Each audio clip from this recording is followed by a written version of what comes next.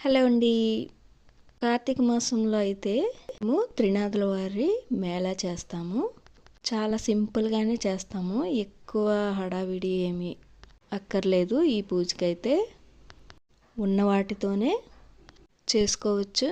ఈ పూజకైతే కావాల్సినవి పుట్టమన్ను తెచ్చి 4 ప్రమిదలు చేసుకోవాలి.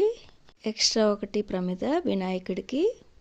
ఇంకా ధూపం వేయడానికి 3 కుటకల్లాగా 3 చేసుకోవాలి. 3 కలశాలు ఏర్పాటు చేసుకోవాలి. 3 తాంబూలాలు, ఇంకొకటి వినాయకుడికి 1 తాంబూలం. మర్రి ఆకుల్లో నైవేద్యం పెట్టాలి, కానీ మర్రి ఆకులు లేవు, అందుకే మామూలుగా తమలపాకులో పెట్టేశాను. ముందుగా పసుపు గణపతిని చేసుకొని పెట్టుకోవాలి. ఇంకా పత్రి కూడా నైవేద్యాన్ని